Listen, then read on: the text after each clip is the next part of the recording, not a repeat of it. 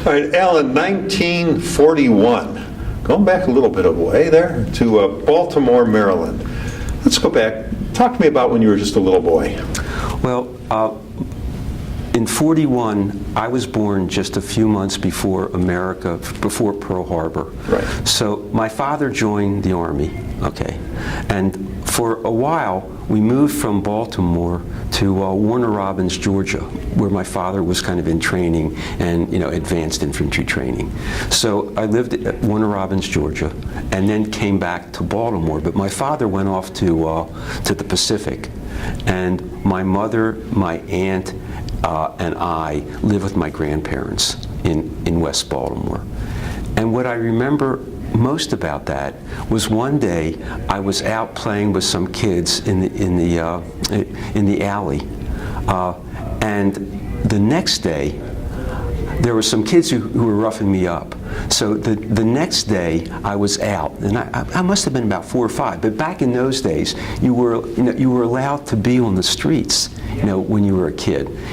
It's not so true anymore. So I saw these kids who had roughed me up the alley, and I ran across the alley, fell in the middle of the alley, and got 10 stitches finally in my chin.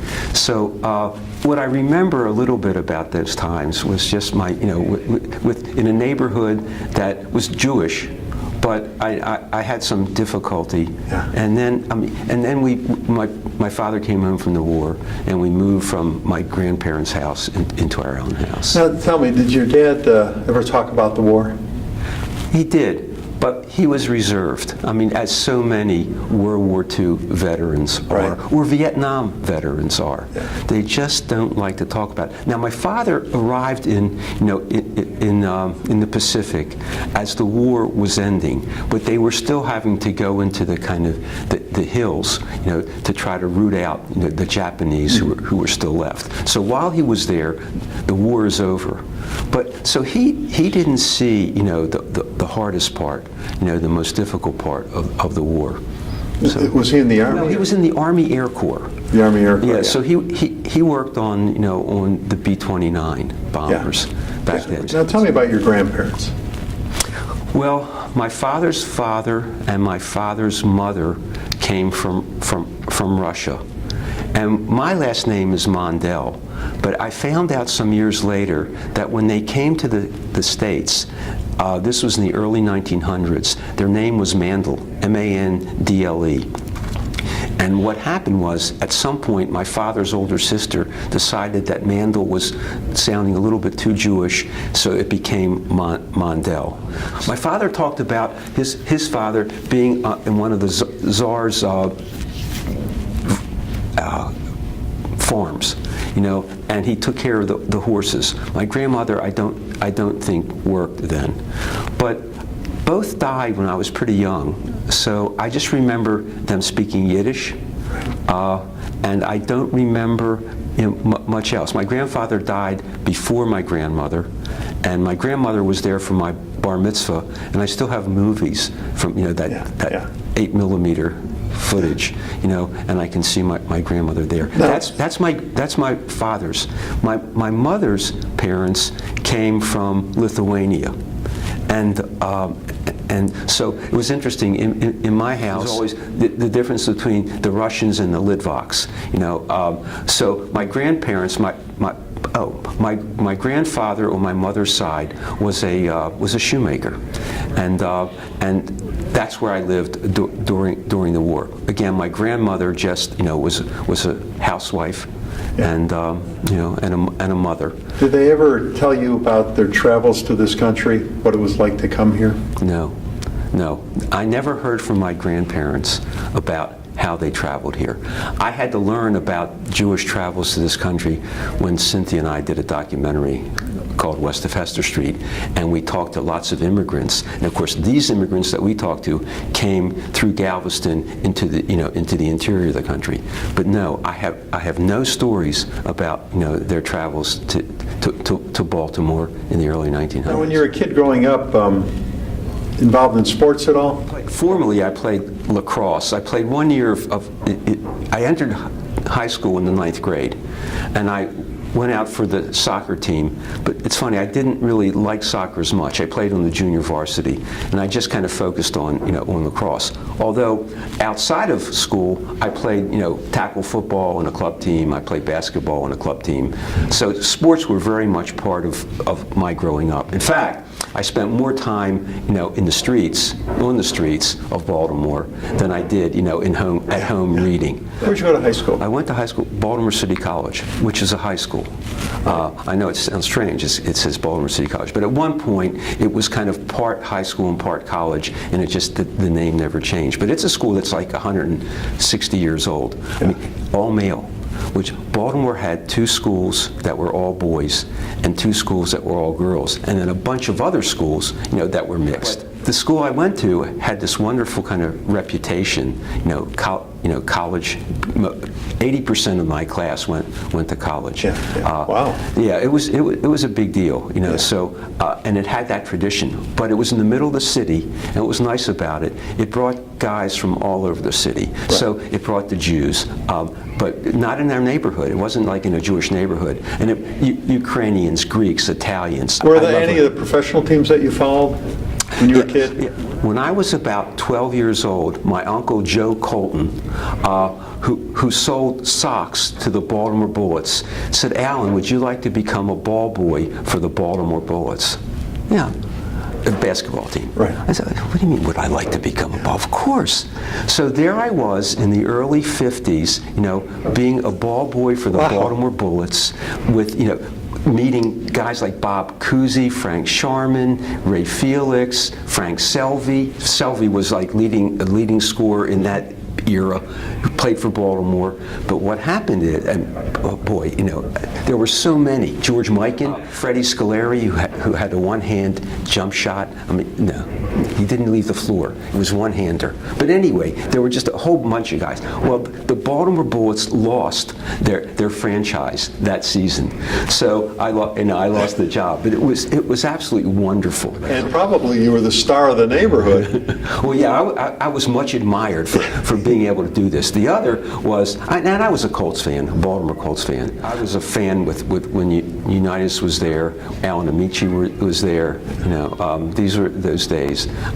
John Mackey, who was a tight end, but Donovan. Well, after high school now, was it work, service, or college? College. I mean, I graduated high school in 1959, and then I went on to college for 4 years, a small liberal arts college in Western Massachusetts called Williams College. I mean, I had applied to several schools. I applied to Williams, I applied to Dartmouth, I applied to Princeton, and I applied to Johns Hopkins. To my parents, my parents didn't finish high school, right. And many of their peers didn't finish high school, or finished high school, certainly didn't go on to college. Right. But for me to go on to college was really something special for them. Their son, and I was the only child. Their son was going on to college. I mean, how wonderful. Now, what their son did after college was something that we had a little difference of opinion about, but going to college was something very important to them. What happened after college? Well, like any Jewish parent, they were hoping that their son would become a doctor, a lawyer, an accountant, something like in the professions. But their son, was a liberal arts major, and decided that instead of going on to one of those professions, he was going to go into the Peace Corps. So here I am. It's 1962. I'm waiting tables in a fraternity house. Someone comes and says, "Mondell, your father's on the phone. He wants to talk to you." So, 1962, I'm waiting tables. I get a little concerned, why my father's calling. So I go on the phone. He said, "Alan, this is your father." I said, "I know, Dad. I know it's my father." He said, "As a young adult, I've never told you no about what you were doing, but I just got this, this note from the Peace Corps that they wanted me to kind of write something about you, and I've never told you no, but I don't want you to go into the Peace Corps." So why? He said, "I mean, all I'm hearing is that a bunch of beatniks, there weren't hippies yet, beatniks, anarchists, homosexuals, etc." He went on to this kind of litany of stuff that in his mind, was bad. And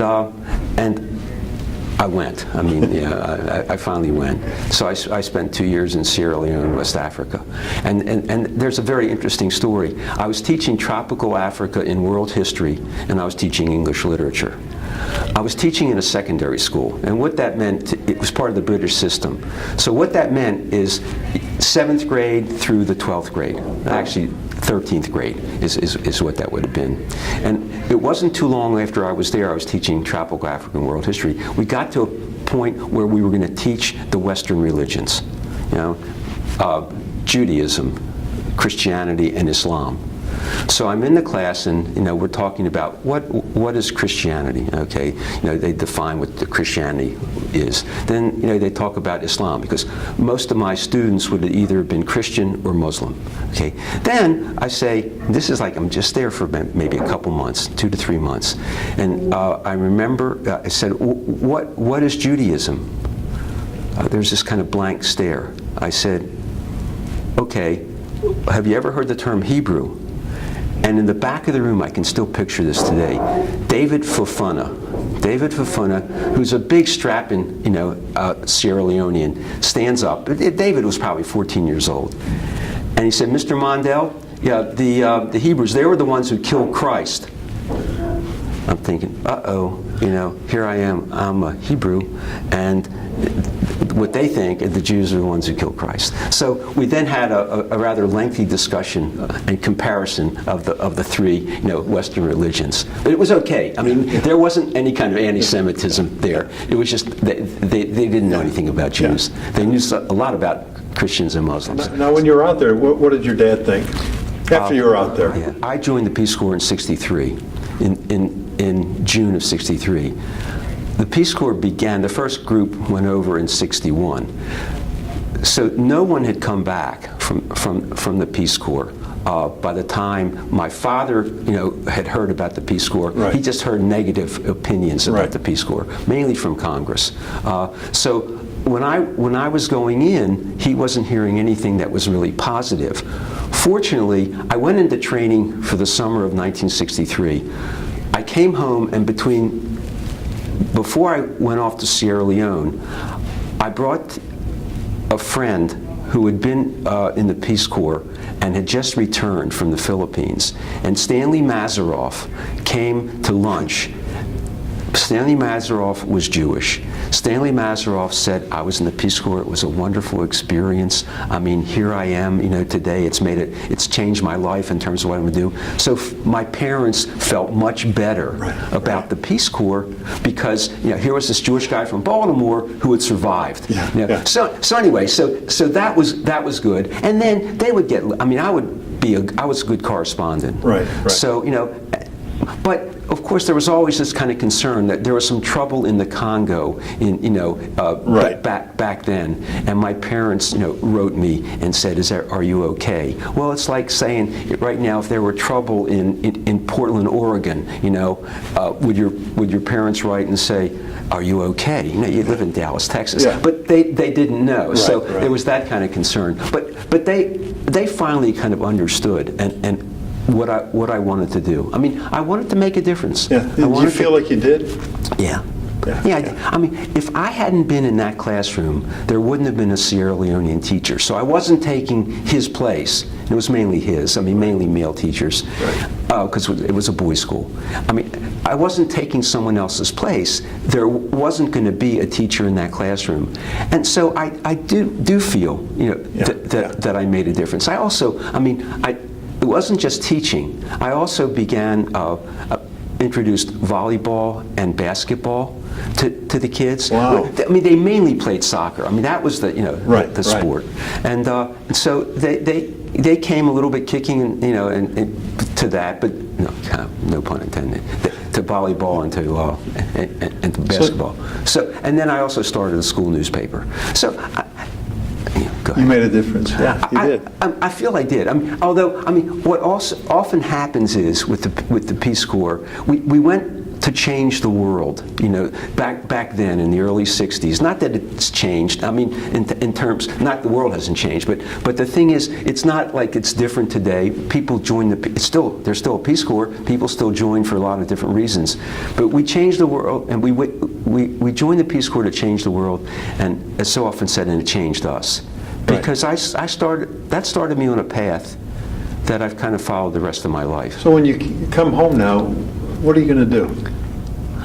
I had an offer from Joseph A. Banks. Joseph A. Banks started in Baltimore. I mean, Joseph Banks had passed away. His son, Howard, who was my parents' generation, had two sons. They were part of a boys' club that I was a junior advisor to in high school. And the Banks got to know me and like me. And Howard Banks called me in and said, Alan, you know, we'd like to kind of offer you a job to come to work at Joseph A. Banks. But that's not where I was heading. Yeah. Although I think about how successful Joseph A. Banks is today. And I mentioned I started a school newspaper, and it was kind of it got me really interested in journalism. So what I thought I'd like to do when I came home was to be a foreign correspondent, to travel the world. I mean, as a newspaper reporter. Mm-hmm. So when I came home, I got a job working for a Hearst paper in Baltimore, because I came back to Baltimore. Then I had to go off to 6 months of active duty, and when I came back, I went to work for a paper called the Baltimore Sun, and where there might have been opportunity to become a foreign correspondent, but there were a lot of men and women who were ahead of me. I mean, who were my age, but they had started already in newspaper work. So I wasn't going to kind of get there. Right. So I wound up going to a television station to talk to them about perhaps getting into documentary. This was in the late '60s. And I just happened to be at the right place at the right time, and they were looking to start a magazine of the year in Baltimore at the Westinghouse-owned station. This was preceding First Tuesday and 60 Minutes. Westinghouse was very experimental back then. So they started something like that. We did a pilot, and they weren't happy with it. They had hired people from around the country. They hired me as a reporter from Baltimore who knew the city. I was born and raised there. So there's one other guy and I, producer, writer. Right. Yeah. So that's the skill that I brought. I mean, I wasn't in front of the camera. Yeah. Yeah. Now, when did you meet your wife? During this television job, I went with a group of guys, and it was a cameraman, another producer, director, myself, went to do research at the Maryland Port Authority. And Cynthia, my wife, Cynthia Salzman, was there doing public information for the Maryland Port Authority.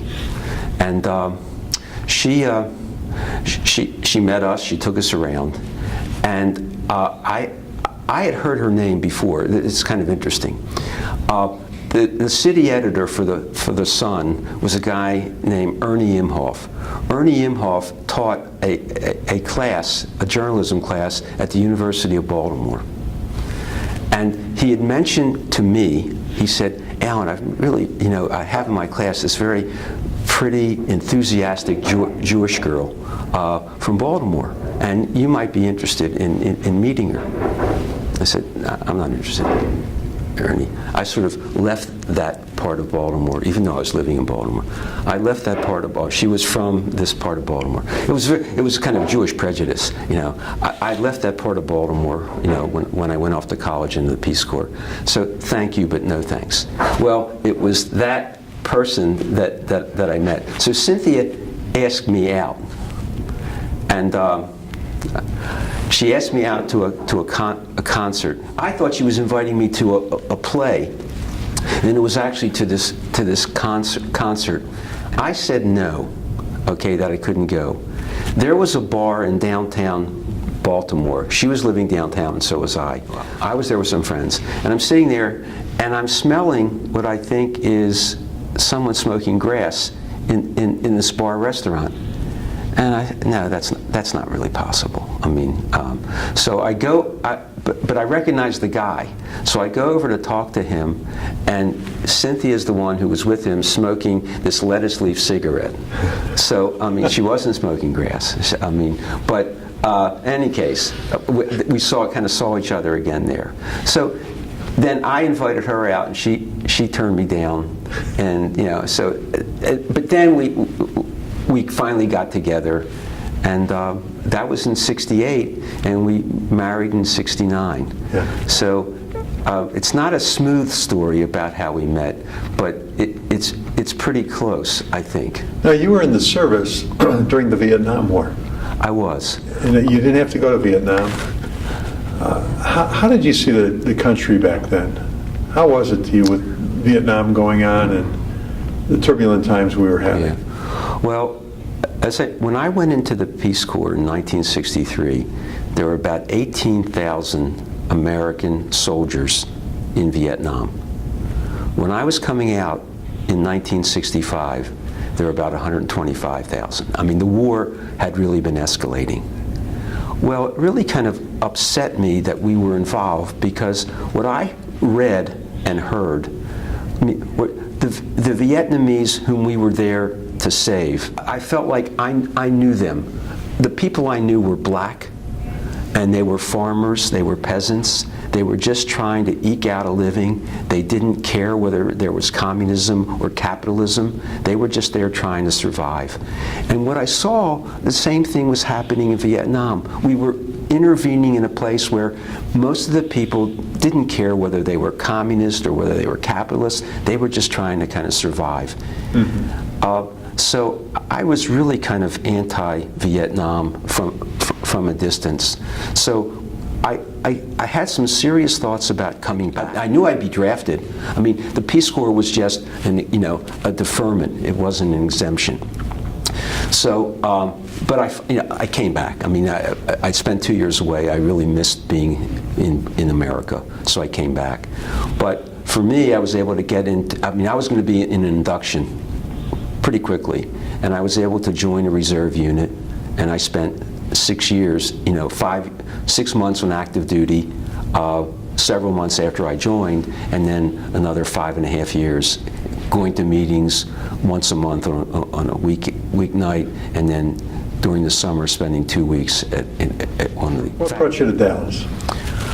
Cynthia and I were living in Vermont. I was writing the great American as yet unpublished novel. Cynthia was writing the great American as yet unproduced screenplay. And since we weren't independently wealthy, we were living on a friend's farm, a 500-acre farm in Vermont. It was ideal. Our daughter was born there in 1972, but we started to run out of money. We weren't independently wealthy. And we had been traveling for a while. And so it had been a 2-year period where we were traveling. This was the early 70s, traveling and then living in Vermont. And both of us applied around, Cynthia in the area of public information, public relations, me, because I had been in television, I applied to public television stations. I thought maybe rather than commercial television, public television. So I applied around, and KERA here in Dallas said they'd be very interested. So Cynthia and I took our daughter to Baltimore, where she stayed with family, and we flew to Dallas. Got off at Love Field, out of the plane, and got a taxi from Love Field down Harry Hines to KERA, okay? This was driving down Harry Hines Boulevard, having come from Vermont. We sort of looked at each other and said, wait a minute. I mean, this ain't Vermont, do we really want to be here? But I had a really good interview at the station. I liked the people that I met. But we figured we'd just be here for a couple years, I mean, I would finish the novel, she would finish the screenplay, it would get produced, and then we'd find our ideal place to live. Right. Well, that was 40 years ago. So here we are. We're still here. I stayed at KERA for about 5 years, so that Cynthia and I could then work together. Now, in your lifetime, was there an invention that came along that you went, wow, how did we ever get along without this? Well, it's not so much an invention, but the airplane. The first time I was on a plane was when I was leaving to go from Idlewild Airport. Idlewild is now JFK, but it was called Idlewild Airport back then. And so that was the first time I'd been on a plane. So this is 1963. So so that was a pretty major adventure for me. Something else, the electric toothbrush. Yeah, that was a pretty major deal. I didn't have to expend as much energy brushing my teeth. The computer, of course. I mean, I wrote this 400 and some page, still unpublished novel on an Underwood typewriter. I didn't take typing in college or in high school, so it was Peck. Yeah, I resisted the electric typewriter. I wouldn't use one, but then finally I went kicking and screaming to the computer. As you look back, are you just thrilled with everything, or is there that one movie you haven't made yet that you just wish you had the opportunity to make, or is it still out there waiting for you? That unpublished novel that I referred to earlier, well, I came to Dallas and settled into KERA working, and I converted that novel into a screenplay. I thought maybe that's where I should be heading with this. So I made it into a screenplay, and it's been sitting there now for 10, 15 years. So I've been thinking about maybe trying to convert it. We raise money to do the films, most of the films that we make. I mean, we're occasionally commissioned. We don't really solicit that, but we get commissioned occasionally to do a film that we want to make. And a feature film is just a whole different ballgame. I mean, we set up a nonprofit, so either foundations or individuals can do it. Individuals as a tax deduction if they want. Foundations can only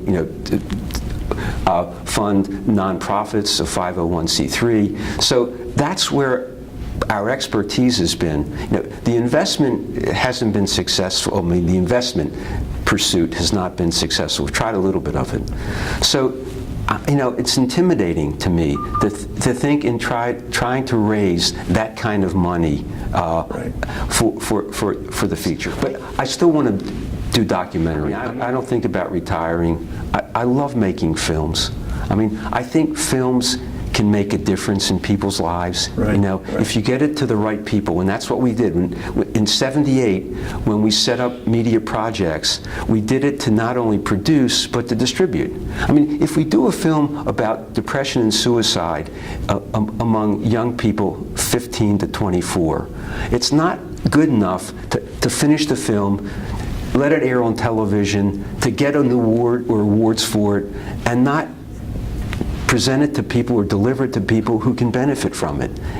So that's basically what we've wanted to do. So that's important to me, and I guess a lot of it all began in the Peace Corps, where I do think listen, I didn't change the world, but I made some changes that I think benefited the society in which I lived. And I still think that the films that we make, for the most part, can make a difference in some way. So that feature film, though, is like, it sounds, it just takes so much money. It takes a different type of discipline. Happiest time in your life? It's not happiest. There are happy times in my life. A happy time in my life has happened in the last 14 months when our daughter had a baby. And we now have a 14-and-a-half-month-old grandson. And I love having a grandson. He's just, I never thought I would enjoy grandparenthood. I mean, I listened to other grandparents talk about having grandchildren, and I'd listen politely, and I'd leave, and I'd say to Cynthia, if she were there, "Oh, it sounds like it would be fun." And then he arrived, and I held him in my arms, and there was just this kind of magical connection between me and my grandson, and I just love being with him most of the time, and that's one of the nice things about being a grandparent, as you've heard, if you don't have grandchildren, you've heard, you can return them to the parents. But just seeing the world through him Yeah. is just a real joy, a real pleasure. So that is, but there's so many. The Peace Corps, I mean, it was at times very, very frustrating and very boring, but overall it was just, an important part of my life. The marriage to Cynthia. Right. I mean, the birth of my daughter in 1972. Now, in your lifetime, you've lived through so many momentous occasions, of course, the Vietnam War era, that whole turbulent time in the 60s, President Kennedy assassination, something good in the 60s, the moon landing in 69, of course, the tragedy of 9/11. Was there something in your lifetime that on the national scene that really stood out, that affected you, that you really took notice of? Yeah, I mean, the assassination of President Kennedy. I was in Sierra Leone, West Africa, in the Peace Corps in November of 1963. Now you have to understand that President Kennedy was assassinated in November of 1963. I mean, I can remember, as so many people can, where they were that day. I remember, I can remember vividly where I was. Also understand that I was in the Peace Corps, because of John Kennedy.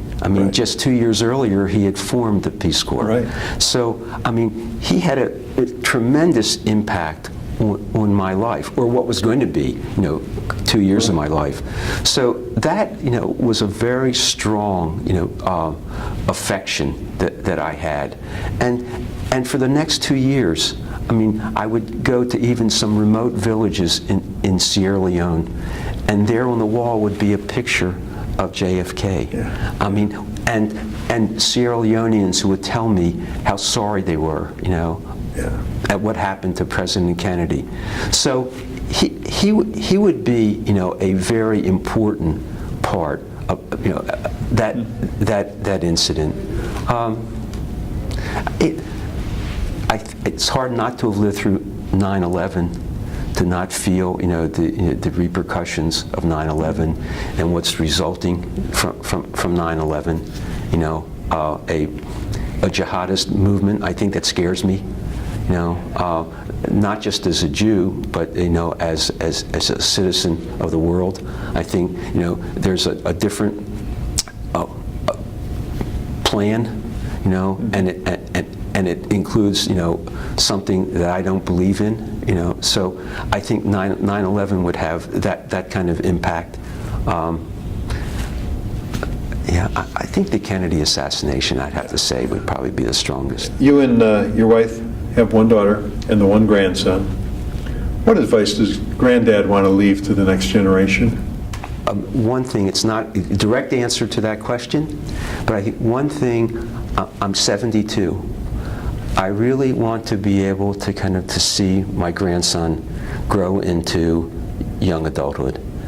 Well, is that 19, 20, 21 years old? That puts me at around 90 years old.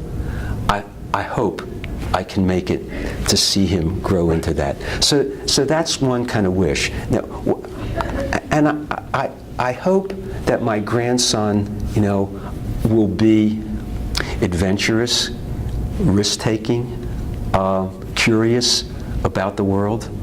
I also hope that he might play professional football and give me free tickets, to the game. And I'd like him to be a quarterback, because right now I'm already kind of throwing the ball with him. He doesn't catch, but he can throw. He has a really good arm. So to me, maybe that. If my grandson, but I don't want him to play just that. I also want him to be able to play guitar in a successful kind of rock band. I'd like him to be an artist, in the same level of like a Picasso, not the same personality necessarily. So I have kind of great aims and goals for my grandson. I want him to be able to just explore the world more than Cynthia. I thought that maybe I'd like to move. I'm not sure when. We've never thought exactly when, but we've talked about other places that we might like to go. And once he was born, I ain't going nowhere other than Dallas, as long as my daughter's here, because I really want to be able to have contact and see him a lot. And it's the strangest feeling to feel that way, to have this connection. Thanks for doing this, man. You did a great job. I bet you tell that to all the guys. Yeah, thank you.